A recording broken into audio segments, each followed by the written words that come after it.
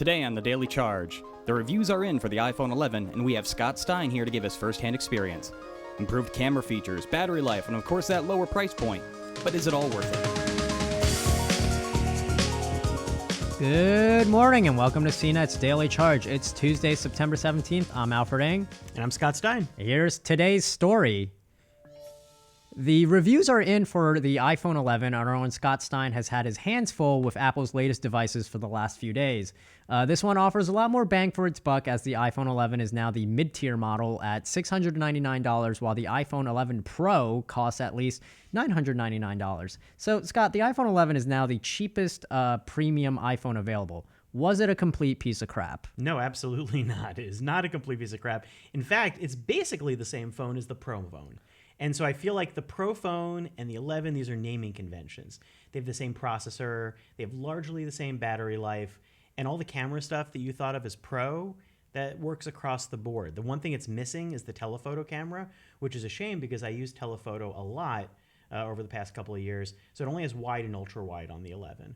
But like the LCD versus OLED display, if you showed them to two people side by side, or show the two of them side by side to any number of people, I don't think people would notice the difference. So Apple last week, they talked about some new features for the iPhone 11, also the 11 Pro. What were some of your favorite features on it when you were testing it out? Yeah, so I think that on the phones as a whole, I didn't think I would like ultra wide, and that's been on a lot of phones, but I think ultra wide is a nice feature. I think the photos look really cool. First, I thought, oh, this is kind of a gimmick, but I find myself framing a lot of shots with it. Night mode is the biggest thing. I think you're seeing that on a lot of phones right now, and it was on Google Pixel 3 last year. Samsung's got it. Huawei's phones. I think you'll see it on a lot more phones.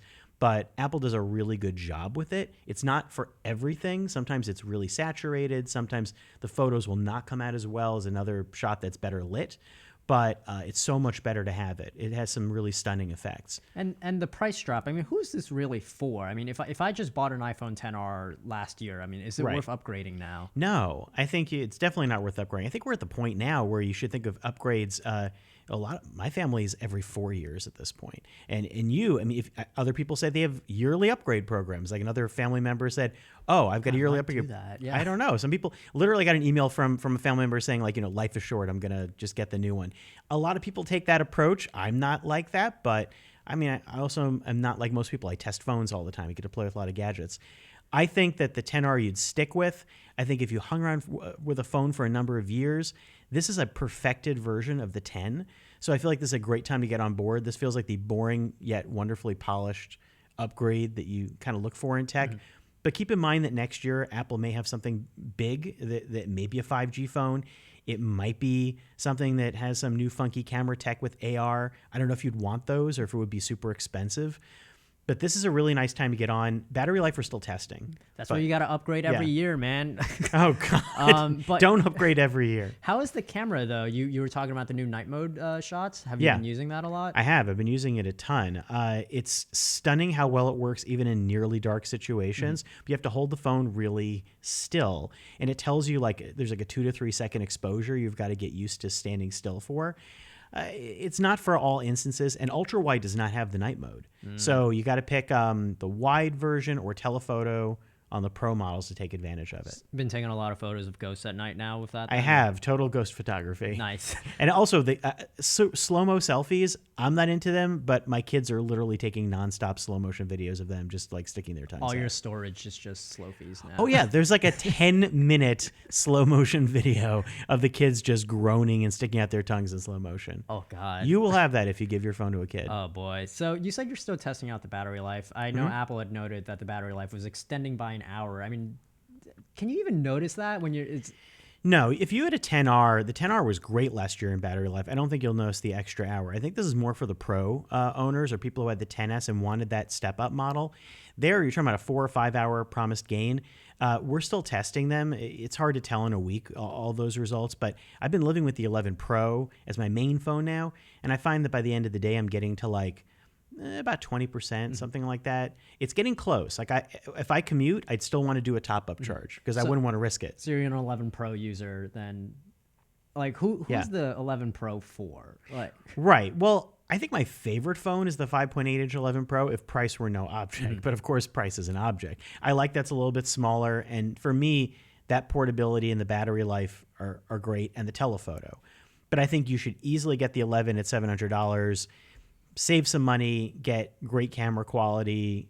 To me, it's got the full package with that, but the Pro is for anyone who might use 2x optical zoom. That could be anybody who's taking, it sounds stupid, but 2x optical zoom I use more than nearly any other feature because I take a lot of pictures of products. Because you're a pro. Because I'm a pro. Why. But if I get in close to products, I feel like it's better than moving the camera close. It helps with focus and framing on things. So, and they withheld that from the 11. The 11 doesn't have a 2x. It's just a wide and ultra wide camera.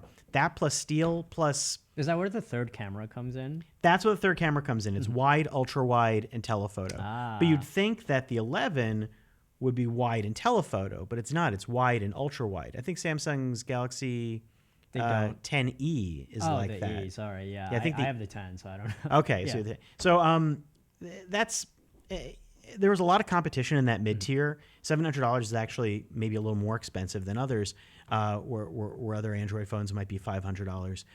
But I think this for Apple is a really great point, and I like that they didn't shave any of the power and performance off of it. So, I like taking videos better than I like taking photos for professional purposes with the phone. I'm not a big video taker at home, but I think the video quality is a real strong suit on these phones. So they weren't kidding when they said it's for pros. Well, sure, but then like the funny thing about that is that we've had phones have been for pros for years. This So I is felt also like true. right. So like you're shooting films on phones, and Apple's been making a big deal of that.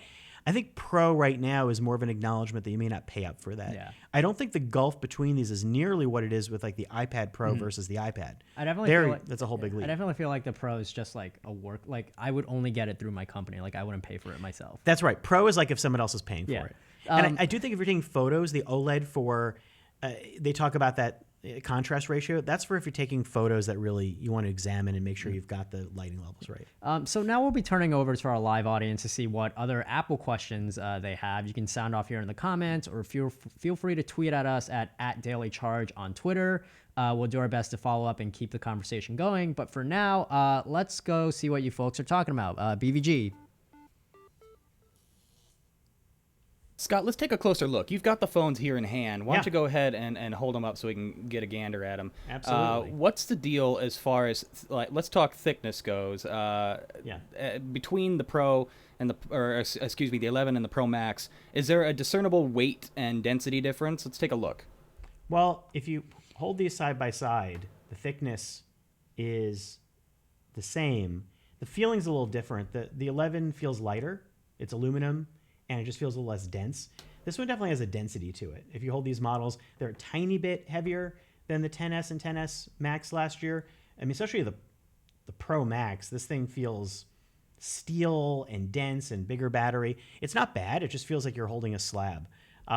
So that's something that keep in mind. I don't think any of these are going to feel like they're weighing you down. Did you ask for the blue 11, or did they just send that? This is what I got, and it's not even blue. This is technically the green one, right? Is it blue or green? It looks like blue. Isn't the green one the one that kind of like sold out on pre-orders like first or something? Well, the blue and coral are gone from the 10R, and that was like a bright blue. This is now they're green and purple. I gotta say, it's really weird seeing like that color like by default on it. Most of the times I see that as like a phone case or something. Yeah, it's like a specialty. It's a cool color. It's like a swimming pool, aqua or sea foam. Like bird egg. Yeah, bird egg. Exactly. Spring bird egg. These are both greens, but neither of them really look like green. This is the midnight green. But you're like, yeah, what the hell is that's gray, dude? this is more like new space gray. So I like space gray. I was always a space gray phone person, so I don't mind this. Some people thought it was ugly. Some people thought it was beautiful. I think if you have bright light on it, it looks more green, but just another industrial metal color. I'm a fan. Yeah, I would pick it. Yeah. I would pick midnight green. I wouldn't think it was the most incrable thing I've ever seen. But it's a good tone. Also it's better than that beige gold, which I yeah. couldn't stand. Was that like the? Oh yeah, they The had 10S. Yeah, The 10S had this gold that was really like a white beige. Is it kind of like the color of your laptop currently, or? No, that's like pink. I think Rose that's the gold. rose Yeah. gold Office laptop, which is like another color choice I would not. Yeah. I just don't like the pink bronze look. But this color I think is fine. It's kind of silly that the 11 and the Pro have this, like, one is bright, one is industrial metal. I think it's forcing a design look difference that doesn't need to be there.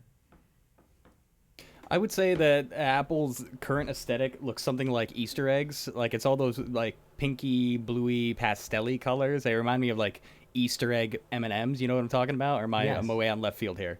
No, there's definitely an Easter pastel spring vibe going on. I really wish they would get back to the, with the Apple invite where it looked like the old candy-colored iMacs. I want them to go to, like, the translucent, brighter lifesaver colors.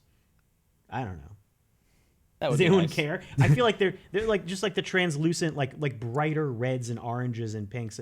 These are nice. They're just they are very. I've just never really cared about my phone color for the longest time, just because I don't look at it that much, you know. Like, right, you're looking at the my screen screen. So yeah, I don't really care like what it like, and most of the times like people would just put a case over it anyway. I always put a case. There's a whole contingent that says don't use a case. The only reason these are out of cases. Who says that? A lot of tech people. I feel like they say, and again, I would never do that. Like a lot of tech people that like get these phones right, from the and are company playing around, or enjoy showing off yeah. and have another phone that they may buy or borrowing. So such an elitist view. I just think what are these $1,000 phones? Put a case on them. Apple does say the glass is more durable. I will say in reviewing these, you can see that you can't really see, but the screens have all gotten scuffed up. Hold it out a little bit more, Scott. I'm getting a bit of a glare there. I want to show the people from the overhead shot. Didn't they like show that these were really durable in their promo video? They showed like a cat knocking off table and all that. Yeah, and we haven't done drop tests on them yet. Now, to be clear, there's a reason why they've gotten scuffed. This is the lenses on the back scratching against the screen. So this is kind of a first world problem. Yeah, where like you you're have talking two about phones scratching each other. People don't have multiple phones. It's like the one thing that can scratch the glass. I think that the lens on the phone is a harder material that will scratch. So just if you are carrying multiple iPhones, first of all, who are you? I use the phones to destroy the phones. Right. So they're all Infinity phone lit. You may not be able to see it. They're also fingerprint smudgy. I notice them, and it's super annoying. But just you might want to just be careful to protect these. Are they still incredibly slippy? Like without yes, they're all slippy. Even the matte glass, if you put them on a slightly inclined table, they'll begin to drift. That's like my least favorite feature about iPhone. That's like the only reason why I put cases on mine, like for the grip, because it like would literally just slide out of my hand like butter otherwise. Yeah, my table is like a slight incline, and so when I put them on, sooner or later, I just find that they go boom, boom. They I hit feel the like ground. you could skate on those. Like there's some sort of futuristic non-friction technology that just literally any slight incline will cause these to begin to slide. I put my phone downhill. Yeah, you go. Oh, I guess it's not a totally level surface. I should have put my emergency brakes on. Yeah, the iPhone drifted. The iPhone grippies. That's what you need for these. The iPhone drift. That's going to be the next thing that they trademark.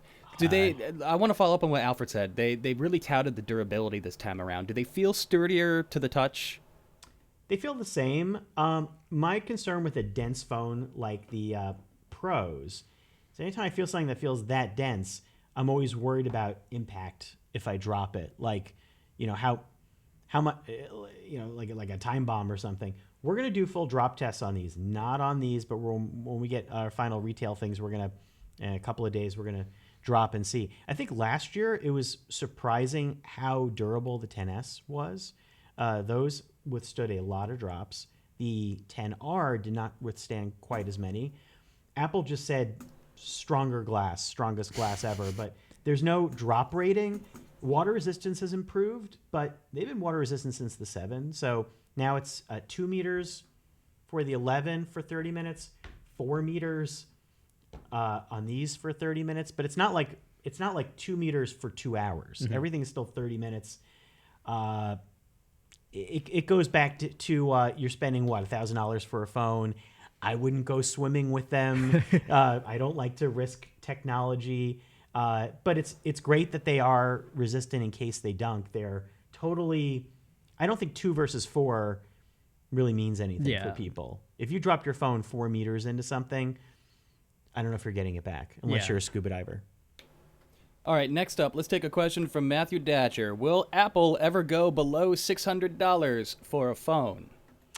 Good question. In my review video, I rolled my eyes when I brought up the iPhone SE2, just because I want that thing to exist already. Everyone does. Just give me a smaller phone. The iPhone SE is a great phone, and was exactly the phone you're looking for there. I don't think it's impossible. Look, Apple has been doing that with the iPad, where they've been sure to offer an affordable model in addition to the high-end ones. It's been a conspicuous absence in the iPhone lineup. I mean, last year I said that the XR was a great value. Some people were very upset about that because it was $750. I totally get that, because I think that's a lot of money for a phone. But for what you got for the money, I thought it was a good point for Apple.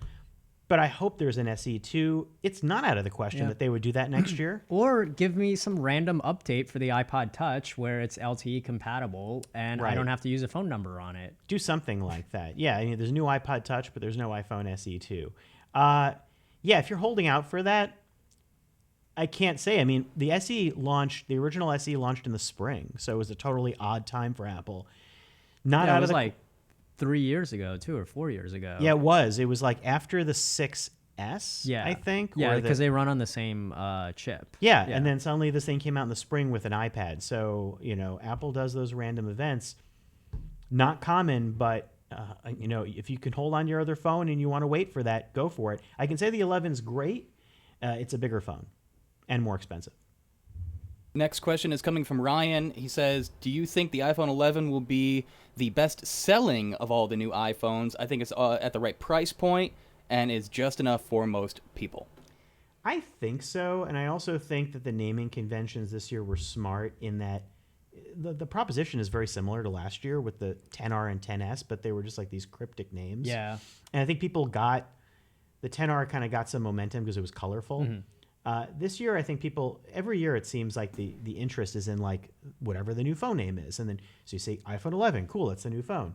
Pro always sounds like maybe that's not for me. And I think it's Apple acknowledging, it may not be for you. Yeah. So, and I think for Apple, anytime they add a letter onto something, like most people will assume it's like a cheaper model and they don't want that one. Like the 5C was a perfectly fine phone. Yeah, that was a really good phone. But I think everyone saw like the C was, that probably means cheap. I don't want that. Right. I'm rich, even though you're not. And it's like they just try to get like a different phone inside. I think it was smart to this is just the 11. Like we're not like adding any qualifiers to it or anything like that. The C was cool because that almost felt like it had a case glued onto it. Mm-hmm. The way that polycarbonate was, it felt more comfortable and like somehow durable. Yeah, I know these have durability supposedly, but anytime you have glass and metal, I'm just coddling it more. Yeah. And that's the other thing is that aluminum historically dents more than steel, but I'm not saying that as like that's a reason you should upgrade, but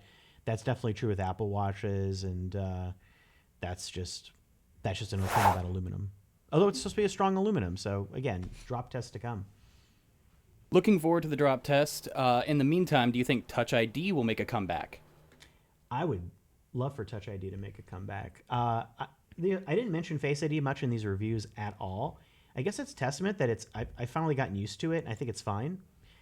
I don't think it's great in all instances. And I think there's questions I think people have had about accessibility. There's also questions about like ease of use.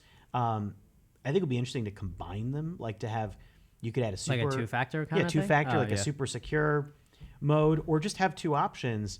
I think it's funny because on the Mac, you still have Touch ID. You have Touch ID on a bunch of iPads still.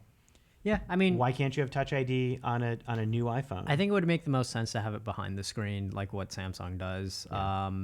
Because I don't think they're going back to having like a button on the Surface, which is unfortunate. But if you do that, then at least you could make an SE2. What would be cool? We have an SE2 that have a larger screen, get rid of some of the bezel, but not have to worry about Face ID. Yeah, which I think a lot of people would prefer, because every time I pay for stuff, it's like you have to do this kind of hold your face. Use Apple Pay for that kind. Like when you're in a cab, it's very weird. Where I just love the ease of like you hold your finger and it's like done by the time you get there. Scott, do you feel like there were anything lacking feature-wise in the iPhone 11 Pro Max lineup? Yeah, so the future the phones are doing all these weird future things now. I'm very like iffy on that anyhow, because 5G, there's a lot of potential there, but my commute sucks for cellular service. And so I just want good, reliable cellular service, which we are not at this point. I still don't It's like feel a basic thing, too. right. Like we are not there. And I will have tons of dead zones. I switch from AT&T to Verizon. I don't know when that will ever get fixed. That's just infrastructure.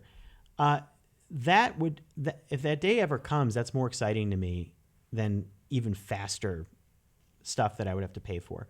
So 5G, okay. Foldable phones, let's see one that works that isn't $2,000. And then what are we using it for? So like future ideas, whatever. I don't mind the form, but USB-C should have happened. Yeah. That's ridiculous. I'm kind of annoyed about that. It's annoying. Didn't because, they do that for the iPad? Yeah, the iPad's USB-C. And all of the laptops are. The funny thing about the Pro, one other benefit is that you get the 18-watt charger and you still get stuck with the 5-watt on the 11. Even more annoying is that the Pro, the 18-watt charger is the one that you would get with the iPad Pro. So it's a Lightning to USB-C, which is really helpful if you have new products. So it means that you've got a USB-C cable that works with your phone, but it's not so great if you have to plug it into regular USB. But I prefer that, because then you're stuck with this where, like, if I have the 11 and I want to plug it into a new Mac, you have to buy a cable. You have to buy a separate cable. So that's annoying, and I don't like that they don't have reverse charging, only because I like that Samsung enabled it for the watch and for wireless, for I think it's like you could do it for AirPods, but the watch, you still have to have this separate charger, and I never bring that with me, and it would be cool to charge it off the back.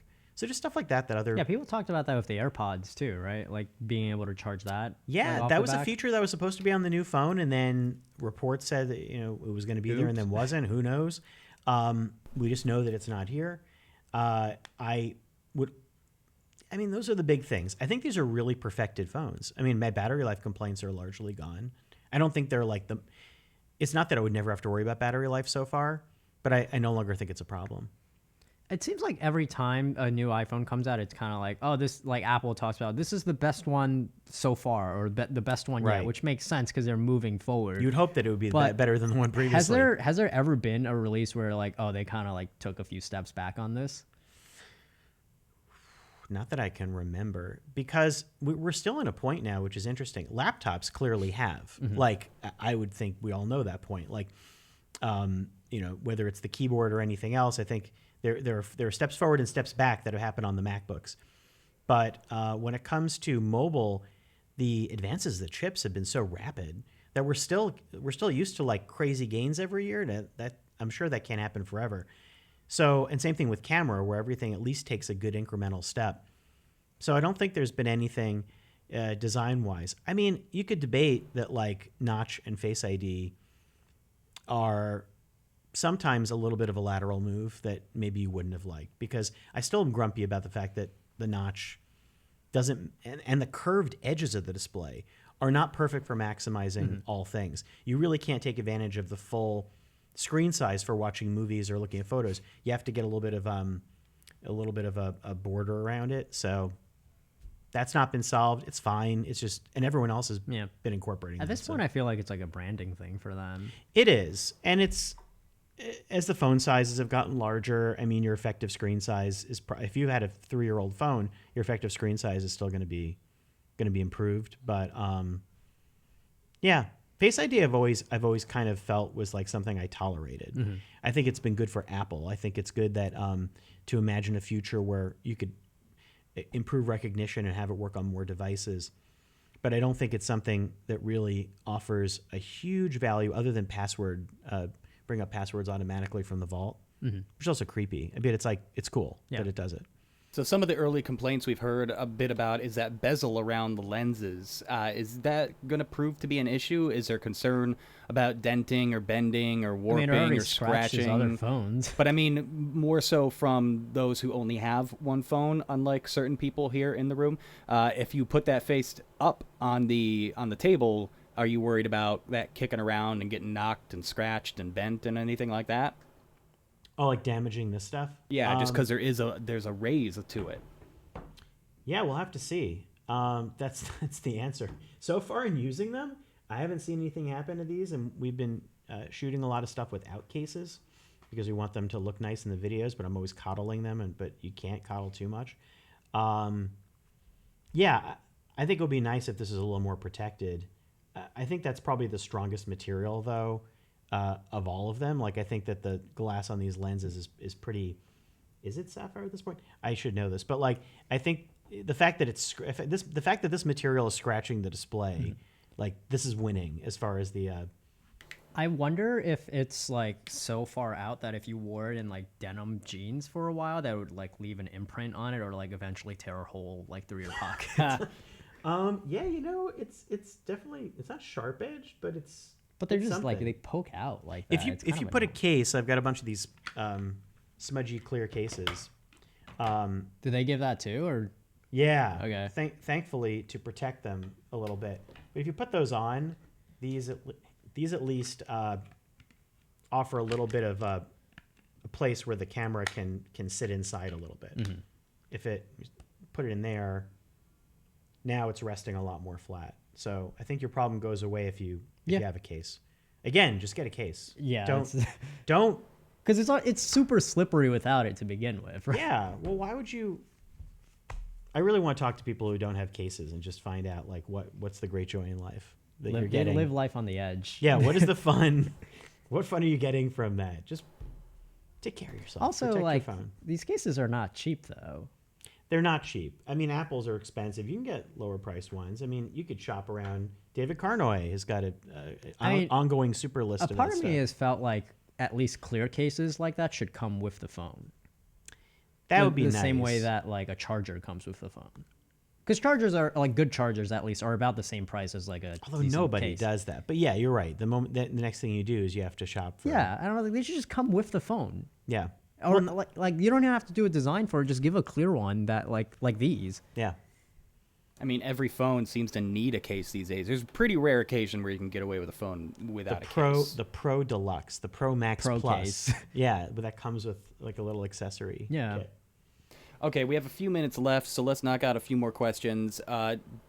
Let's take another one from Ryan. He says, do you think the Pixel 4's Face Unlock will come anywhere close to iPhone's Face ID? I mean, I think it depends, right? Like, Yeah. We don't know what cameras are in the front of it, and that's where the bulk of Face ID's like recognition ability is coming from. Like, they have like a million's not a right number, but they have a lot of cameras on the front that are not just the front-facing camera. There's like infrared sensors. There's an AR camera on the front as well, right? Well, there's a camera, and then the AR, the infrared camera, and that sort of array that sends out little infrared dots. Mm-hmm. Kind of like a Microsoft Kinect, very similar to that, but in miniature. That's what helps do some depth sensing, and also does a scan of the depth map of your face, which is like, it's not the photo, but it looks like the Pixel 4 has the same thing. So they have that infrared thing. I would think at Google being stellar at AI, I think that they're looking at this as a way to show that they can do exactly the same thing. It's been years now, so it would not surprise me that it works as well. In terms of where that information lies will be an interesting question. Yeah. That's your territory. Yeah, like the security of it. There's a slight other thing with the camera, which may or may not have to do with that. The Soli technology is on the front camera on the Pixel 4, which I'm really fascinated by. That's like their ATAP team has developed this radar-based technology that you don't need a camera at all. It works with gestures.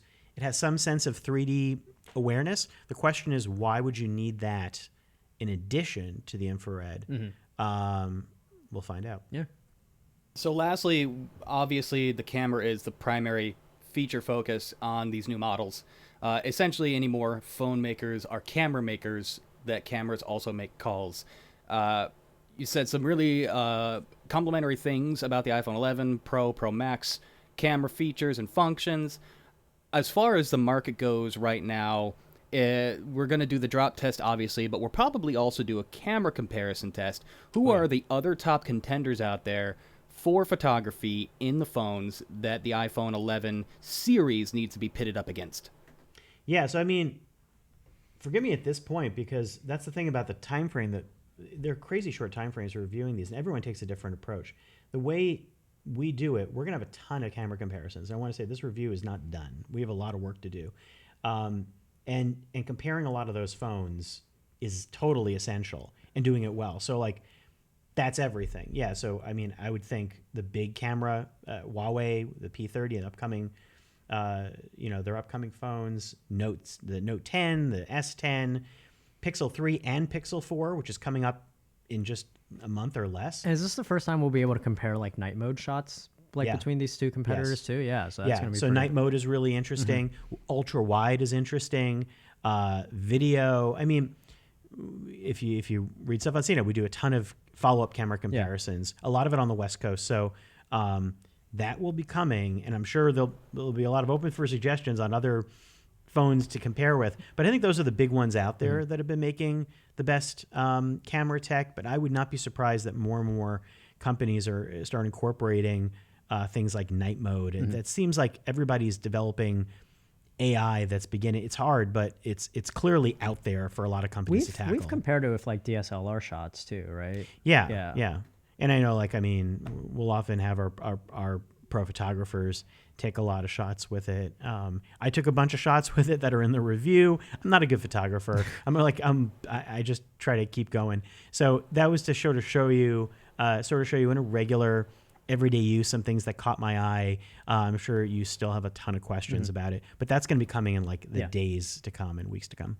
So the next real big phone that we're going to see coming is the Pixel 4. We've seen tons and tons of leaks about that. Where do they need to really kind of ramp up their game to match performance and compete with the iPhone here, Scott? I mean, Pixel 3 led the pack with night mode. Why are we having this conversation as if they need to jump up to match Apple here? Okay, that's phrasing. Bad phrasing on my part. Where are the key tent poles that Pixel 4 is competing with the iPhone? Yeah, well, and the iPhone is the bigger dog in the phone market. So absolutely, I mean, and when they introduce a feature that may already exist, people think of it sometimes as coming from the phone, et cetera, and from the iPhone. Google's been leading the pack on computational photography and coming up with ideas of that. So I'm really interested in seeing if last year was night mode and Apple introduces night mode this year, what's Google got for us now in 2019? So I think that's so much of Google is AI. Google is the software, the computation, the cloud. Sure, there's the hardware, but I think it's a thinking that way. And this time it seems like it's packing a lot more camera tech than before, where they were boasting how like one single camera could do so much. So I'm curious what that means for them, because if they bring that plus their computational photography ideas, there might be some really wild new things. I'm totally speculating, but I think that's where it's going to get interesting. I think it's all about that.